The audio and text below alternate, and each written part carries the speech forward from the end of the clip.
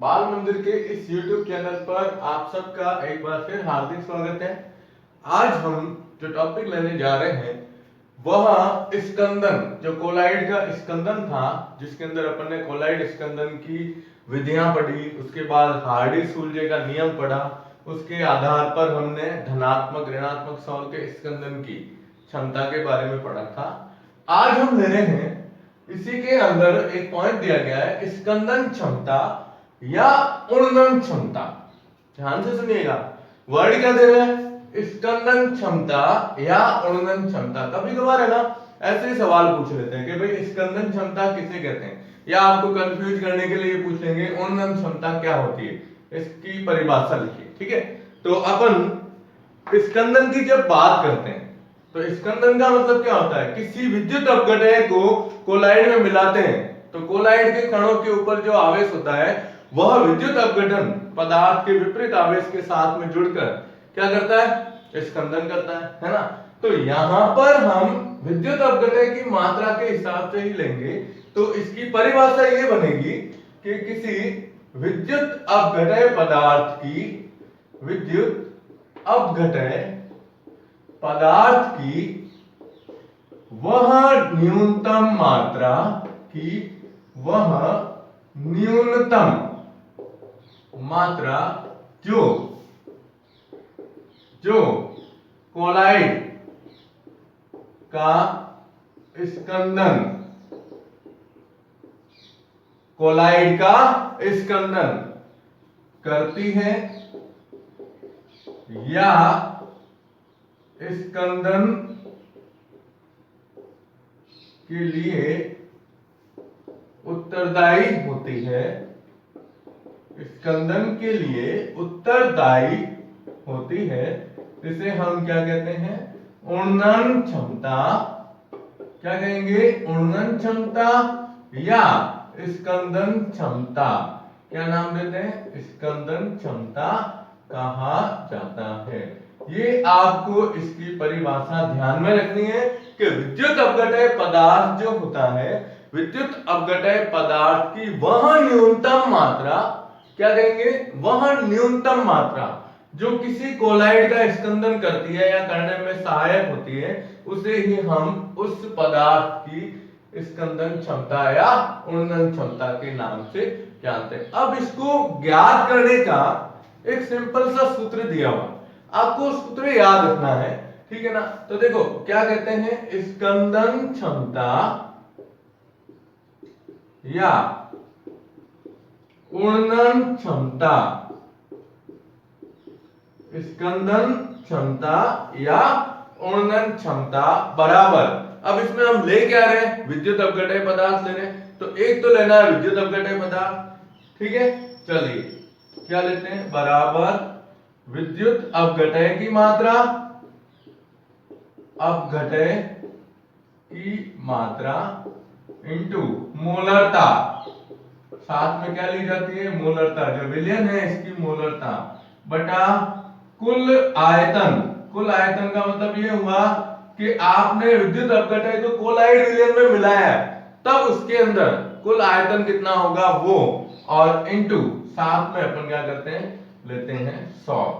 ठीक है, तो ये एक छोटा सा सूत्र दिया हुआ है कि स्कंदन क्षमता या उणनन क्षमता ज्ञात करने का सूत्र लिखिए। तो इस सूत्र के अंदर अपन ये लिखेंगे, विद्युत अपघटय की मात्रा इंटू मोलरता बटा कुल आयतन इंटू 100 के रूप में लिखा जाता है। तो आप क्या कहेंगे, विद्युत अपघटय की वह न्यूनतम मात्रा जो कोलाइड का क्या करती है, स्कंदन करती है या स्कंदन करने के लिए उत्तरदायी मानी जाती है, उसे ही हम उस विलयन की स्कंदन क्षमता या उणनन क्षमता के नाम से जानते हैं। ठीक है, तो आप इसका स्क्रीनशॉट ले लो।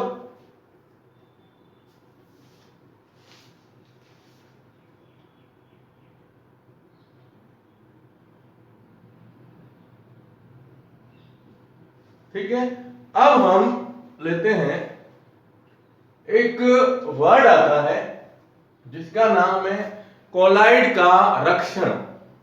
हम कोलाइड विलयन की रक्षा कैसे कर सकते हैं, रक्षण कैसे करते हैं, ये देखो आप।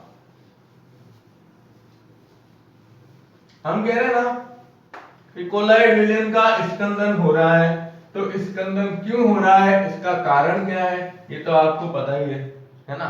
तो अब हम स्कंदन को कैसे रोकें, तो इसके लिए जो वर्ड दिया गया है वो है कोलाइड का रक्षण।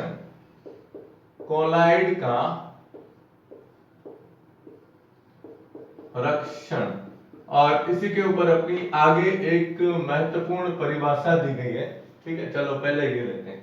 देखो, हमने पाठ की शुरुआत में, मतलब पाठ की नहीं, पाठ की, कौन सा, कोलाइड वाला पाठ जब शुरू किया था तो उसमें दो लिए थे ना, द्रव स्नेही कोलाइड और द्रव विरोधी कोलाइड, और फिर हमने उसमें अंतर लिए थे। तो अंतर के अंदर हमने अंतर बताया था कि एक जो होता है द्रव स्नेही, ये तो होते हैं स्थायी, ये क्या होते हैं, स्थायी होते हैं, और दूसरा होता है द्रव विरोधी। द्रव विरोधी कोलाइड जो होते हैं वो क्या होते हैं, अस्थायी होते हैं, है ना। तो द्रव विरोधी कोलाइड जो होते हैं ये होते हैं अस्थायी। अस्थायी का मतलब ये होगा कि इसका स्कंदन जो है ना वो आसानी से हो जाता है। स्कंदन क्या हो जाएगा, आसानी से होगा। तो द्रव विरोधी कोलाइड का स्कंदन क्या होता है, आसानी से होता है। अब हमें क्या करना है कि इसका स्कंदन रोकना है। क्या करना है, रोकना है। तो रोकेंगे कैसे, जैसे देखो आप कि कोई एक ये विलयन है, ये विलयन की सतह है, ठीक है, ये क्या है, हमने जैसे कोलाइड विलयन लिया, ये ले सकते हैं अपन कोलाइड, ठीक है।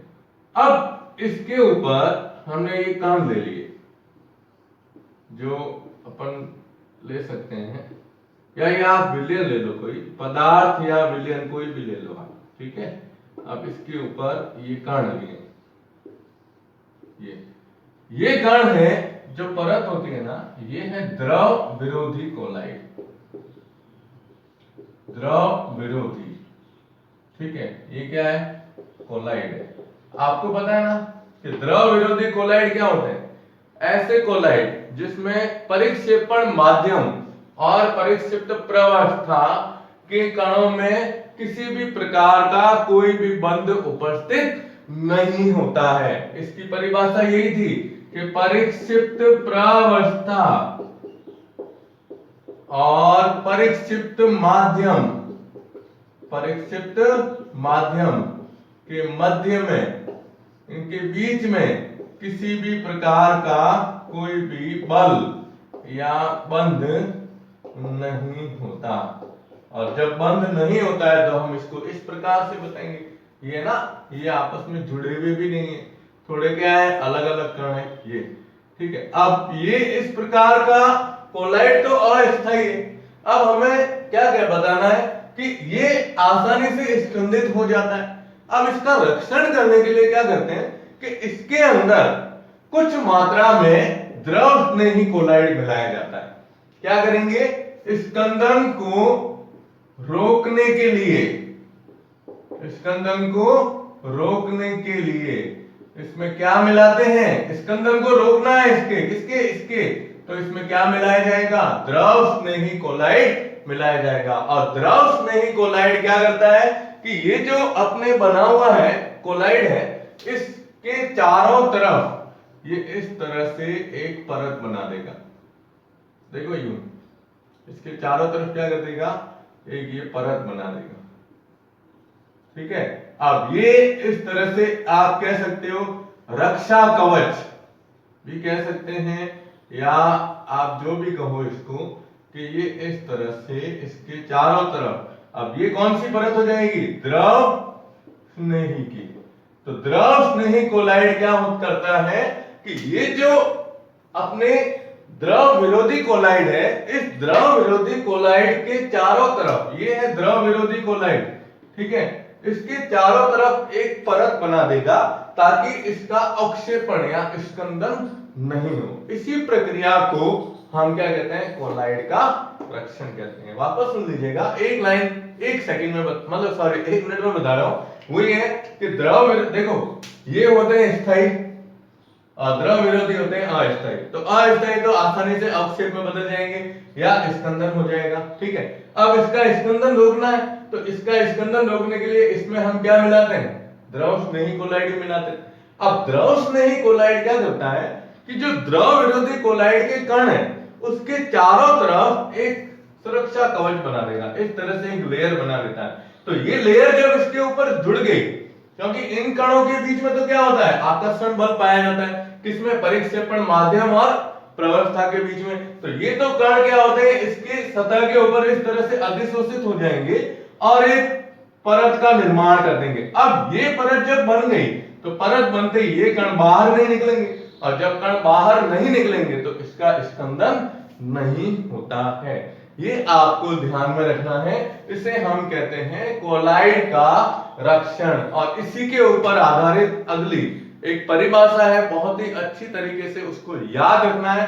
थोड़ी सी चेंज है, परिभाषा थोड़ी अलग होगी, लेकिन अपन इसको क्या करेंगे, टुकड़ों में याद करेंगे। टुकड़ों में मैं बताता हूं कि कैसे इसको हमें याद रखना है, ठीक है। तो आप इसका स्क्रीनशॉट ले लो। तो ये कोलाइड रक्षण के बारे में इसके अंदर दिया गया है, ठीक है ना। इस तरह का चित्र बना के आप बनाओगे तो आपको सरल तरीके से याद हो जाएगी कि भाई ये प्रवस्था, ये मतलब कोलाइडी था, कौन सा, द्रव विरोधी, इसके चारों तरफ ये दूसरी पेन से इसलिए बताया ताकि आपको पता चले कि अलग परत में बनती है, ठीक है। तो अब हम इसमें नेक्स्ट इसी के टॉपिक के अंदर रक्षण के अंदर एक परिभाषा आती है, वो है स्वर्ण संख्या, सोने की संख्या। सोना, सोना मतलब गोल्ड, सोना नहीं है, गोल्ड है, गोल्ड। हाँ भाई, सोने की संख्या बता दी हमारे को इसके अंदर, है ना। चलिए, स्वर्ण संख्या, स्वर्ण संख्या, गोल्डन नंबर,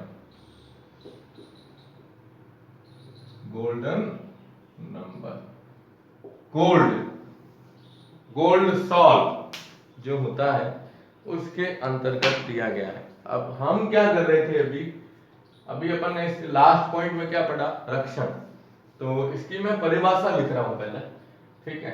सबसे पहली लाइन आपको बतानी है कि रक्षी कोलाइड जो होते हैं, रक्षी कोलाइड की मिलीग्राम में वह न्यूनतम मात्रा, पहली लाइन याद रखिएगा।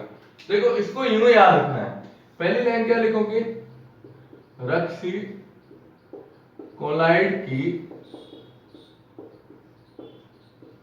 मिलीग्राम में वह न्यूनतम मात्रा, मिलीग्राम में वह न्यूनतम मात्रा। फर्स्ट लाइन याद रहेगी, जो बड़ी अलग परिभाषा है, ध्यान रखना। सेकंड लाइन और देखो आप, फर्स्ट लाइन ये याद रखनी है, किसकी है, रक्षी कोलाइड की, ठीक है। सेकंड लाइन बतानी है, जो NaCl के 10% विलयन अपकिताया, NaCl जो होता है, सोडियम क्लोराइड जो है ना, सोडियम क्लोराइड के 10% विलयन के 1 मिलीलीटर को, कितने, 1 मिलीलीटर आयतन, सॉरी आयतन को।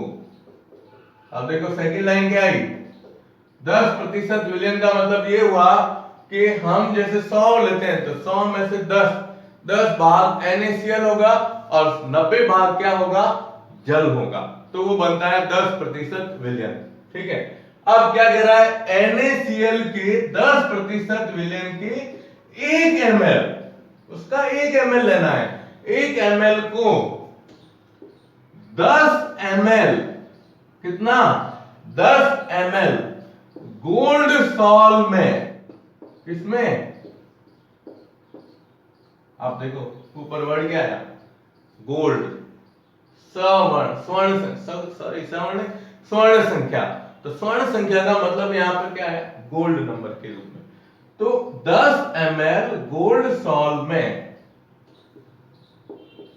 मिलाने पर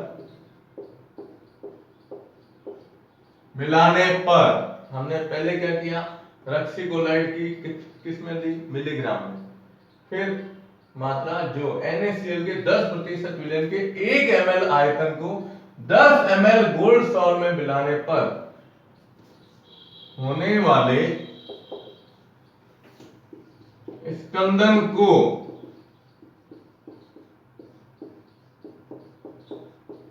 रोका जाए या रोकती है उसे गोल्ड नंबर, गोल्ड या गोल्डन नंबर या गोल्ड नंबर या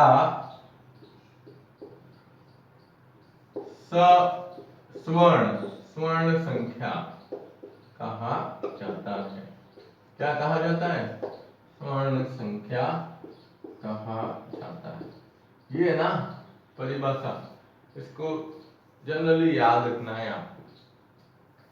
परीक्षा में पूछे तो यही पूछेंगे, इसकी परिभाषा क्या है, स्वर्ण संख्या जो होती है, स्वर्ण संख्या की परिभाषा क्या होती है। तो इसके स्वर्ण संख्या के कुछ मान दिए हुए किताब के अंदर, तो जनरली अपन को इतना याद रखने की जरूरत नहीं है, ठीक है ना। एक बात देख लेना इसके अंदर, जैसे एक मैं आपको उदाहरण बता देता हूँ। चलो एक उदाहरण अपन ले लेते हैं, जैसे जिलेटिन जो होता है, जिलेटिन की स्वर्ण संख्या, जैसे जिलेटिन की स्वर्ण संख्या दी गई है, वो है 0.005 से, देखो नाम 0.005 जो है, तो 0.005 से लेकर और इसमें दिया गया है 0.031 तक, 0.031 तक ये दी गई है। और स्टार्च की, आलू जो होता है, आलू में या स्टार्च में आलू जो होता है, आलू जो होता है, इसमें स्टार्च की स्वर्ण संख्या, स्टार्च की स्वर्ण संख्या दी गई है 20 से 25 तक के बीच में। ये थोड़ा जनरली ध्यान रखना है, जिलेटिन की स्वर्ण संख्या क्या होती है, इसकी स्वर्ण संख्या क्या होती है। तो आपको क्या करना है इसमें, सबसे पहले स्वर्ण संख्या, गोल्डन नंबर क्या है, तो वापस सुन लो, विद्युत अपघटय की वह न्यूनतम मात्रा किसमें, मिलीग्राम में। विद्युत अपघटय की वह न्यूनतम मात्रा किसमें लिए, मिलीग्राम में, जो NaCl के 10% विलयन में, NaCl के 10% विलयन जो होता है उसका 1 ml आयतन लो और उसको किसमें मिलाओ, 10 ml गोल्ड सॉल्ट में मिलाएं। तो गोल्ड सॉल्ट में मिलाते अगर उसका स्कंदन रोका जाता है या स्कंदन को वह रोकती है, तो वह मात्रा क्या कहलाती है, इसकी स्वर्ण संख्या के नाम से जानी जाती है। ठीक है, तो आप इसका स्क्रीनशॉट ले लो। और आज ये अपना कोलाइड भाग जो है ना, ये इसके अंदर पूरा हो जाता है।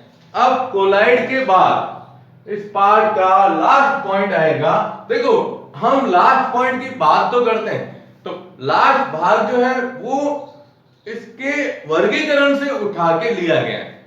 इसके जो हमने शुरू में कोलाइड का वर्गीकरण पढ़ा था उसके अंदर से ही लिया गया है। पायस या पायसीकरण जिसे अपन कहते हैं, तो पायस के बारे में भी अपन अभी पढ़ रहे हैं। पायस क्या होता है, पायस के 2 प्रकार है, ठीक है ना, 2 प्रकार के बारे में आज ले लेते हैं। फिर नेक्स्ट क्लास के अंदर हम लेंगे पायस के गुणधर्म, पायस को कैसे पहचाना जाता है उसकी विधियां दी गई है, और पायस के उपयोग, ठीक है। और फिर अपना लास्ट उससे एक नेक्स्ट और लेक्चर होगा जिसके अंदर अपन ये पूरा लेसन जो है पृष्ठ रसायन, उसके अंदर कुछ महत्वपूर्ण उपयोग दिए गए जो किताब में सबसे लास्ट में दिए, उसमें ना 2-3 सवाल बनते हैं, वो मैं आपको सवाल कराऊंगा इसके अंदर, ठीक है।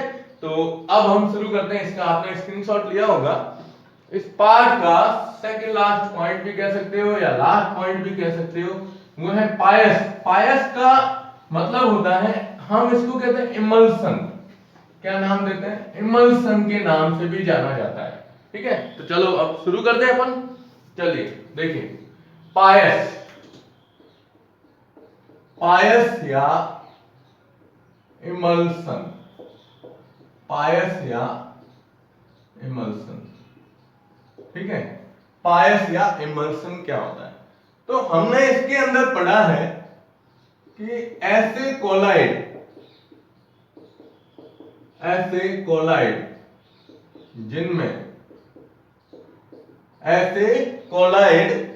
जिनमें परिक्षिप्त प्रवस्था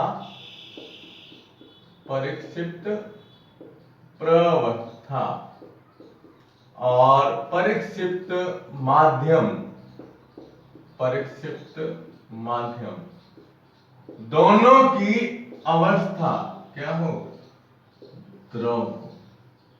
दोनों कौन सी अवस्था में पाए जाते हैं? द्रव। यानी परिक्षिप्त प्रवस्था द्रव अवस्था में हो और परिक्षिप्त माध्यम भी किसमें हो? द्रव अवस्था में हो, तो वह पायस या इमल्सन के नाम से जाना जाता है। अब देखो आप, इसका उदाहरण है ना, हम जनरल देख सकते हैं। जैसे तेल है, तेल को पानी में मिलाओ या पानी को तेल में मिलाओ, फर्क होता है। ध्यान दीजिएगा, तेल को पानी में मिलाते हैं तो विलयन अलग होगा और पानी में तेल को मिलाएंगे तो विलयन अलग होगा। ये बहुत ही महत्वपूर्ण चीज याद रखनी है, क्योंकि इसी के आधार पर पायस को दो भागों में बांटा गया है। पायस को दो भागों में बांटा गया है। ठीक है, एक आएगा, देखो याद करने का सबसे बेस्ट तरीका वाइफ ऑफ लिखते हैं ना, यानी जैसे अपन लिखते हैं डॉटर ऑफ, सन ऑफ, वैसे इसको याद यूं रखिए, वाइफ ऑफ यानी W/O पायस पहला होता है और दूसरा होता है ऑफ वाइफ। अब ऑफ वाइफ तो बोल नहीं सकते है ना, इसलिए लिखेंगे O/W। ठीक है, चलिए देखो, पायस जो होता है ना, अब पायस के प्रकार लेते हैं अपन आज। पायस के प्रकार में पहला लेते हैं ये पायस फर्स्ट। ठीक है, और दूसरा लेते हैं ये पायस। पहला लिखा W/O, ध्यान दीजिएगा। इसमें है ना, हमें परिक्षिप्त प्रवस्था और परिक्षिप्त माध्यम के आधार पर ये पायस बनाएंगे। ठीक है, तो पहला देखो WO, O को बाद में लिखा गया है, इधर बाद में किसको लिखा गया है? W को। तो ये अंतर है, पहले वाला प्रवस्था कहलाएगा और दूसरा क्या कहलाएगा? माध्यम। इसमें भी ये ध्यान रखेगा। तो इसमें देखो क्या लिखते हैं, परिक्षिप्त प्रवस्था इसमें कौन सी है? जल। और परिक्षिप्त माध्यम इसमें क्या है? तेल। क्या है इसमें? तेल। ठीक है, दूसरा इधर आओ, इसमें परिक्षिप्त प्रवस्था क्या है? आगे क्या आ रहा है? O, तो क्या आएगा? तेल। और परिक्षिप्त माध्यम पीछे क्या आ रहा है? W यानी जल। ये दोनों में अंतर होता है। तो हम इसमें क्या लिखते हैं? तेल, जल का तेल में पायस, यानी जल जो है ना, जल को हमने तेल में मिलाया और इधर आएगा तेल का जल में पायस। तेल का जल में पायस का मतलब क्या हुआ? हमने तेल को पानी में मिलाया। अब इसको है ना चित्र से समझते हैं। इसका चित्र है, देखो मैं इसके दो चित्र बना रहा हूं पहले, फिर अपन इसकी बात करते हैं। जैसे ये फर्स्ट डायग्राम है, इसमें आप समझ जाओगे, किताब में बहुत अच्छा इसका डायग्राम दिया गया है, तो इन डायग्राम से अपन इसको समझ सकते हैं। ठीक है, देखिए इसमें परिक्षिप्त प्रवस्था क्या है? जल है। इसका मतलब ये होगा कि तेल के अंदर पानी की छोटी छोटी बूंदें मिलाई गई, पानी थोड़ा सा इसके अंदर मिलाया गया है। अब पानी लेते हैं तो पानी तो क्या होता है? ब्लू कलर का होता है। ठीक है, चलो तेल को अपन इसमें लेते हैं, जैसे रेड कलर है ये। ठीक है, अब ये तो है इसमें तेल, क्या लिया इसके अंदर? तेल, ऑयल। ठीक है। अब आप इसमें कुछ मात्रा में, क्योंकि परिक्षिप्त प्रवस्था बहुत ही कम, मतलब कम विलय होता है, तो इसके अंदर अपन मिलाएंगे जल की बूंदें। क्या मिलाओगे? जल की बूंदें। ये आएगा इसमें H2O, ये H2O, ये H2O। ठीक है। अब ये इसके अंदर क्या आया? तो ये आ गया जल की बूंद।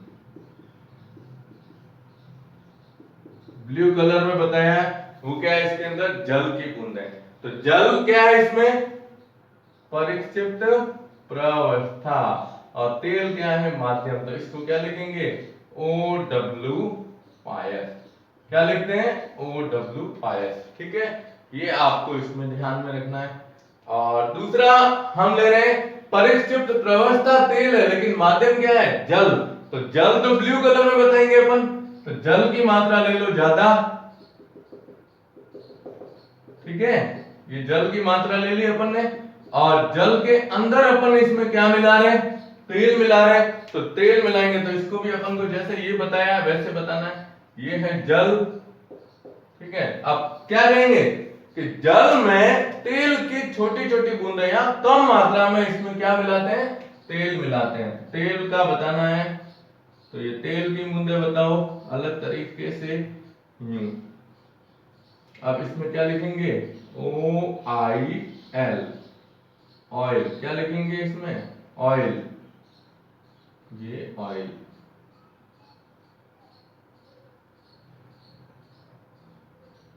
तो ये है तेल, ऑयल। ये H2O। ठीक है, अब ये कौन सा बन जाएगा? WO पायस के नाम से जाना जाता है। ये आपको इसमें बताना है कि पायस जो होता है, पायस के मुख्य रूप से दो प्रकार है। ठीक है ना? कितने प्रकार का है? ये दो प्रकार में पहला बताओगे WO पायस। ठीक है, यानी तेल, हमने जल में क्या मिलाया? सॉरी, तेल में क्या मिलाया? जल। ठीक है, तो तेल का इसमें पायसीकरण, उसमें अपन बताते हैं कि इसमें ये प्रवस्था ये है, तो इस प्रकार से इसे प्रदर्शित करेंगे। ठीक है ना? तो आप इसका स्क्रीनशॉट ले लो। ओके, तो अब आपको इसमें ये मुख्य रूप से दो ध्यान में रखने। ठीक है ना? तो पहला हमने लिया, इसमें वो आएगा तेल में जल का पायसीकरण, और दूसरा आएगा माध्यम, दूसरा जो अपन ने लिया है वो जल में तेल का पायस। ठीक है ना? तो पहले का उदाहरण याद रखिएगा मक्खन, और दूसरा इसके अंदर देंगे कोल्ड क्रीम। इसके एग्जाम्पल याद रखिएगा।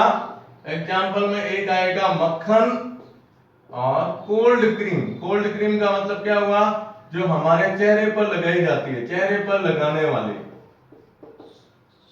क्रीम जो होती है। और इसका उदाहरण याद रखना है, वो है दूध। कौन सा? दूध।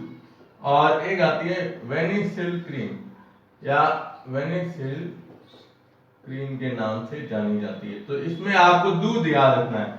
एक बार बोर्ड परीक्षा में पूछा गया था कि दूध किस प्रकार का इमल्सन है, नाम बताइए, तब आपको ये बताना था OW पायस, ये बताना है इसके अंदर। ठीक है, तो ये वाला सवाल थोड़ा सा याद रखिएगा, इसको मार्क कर देता हूं मैं।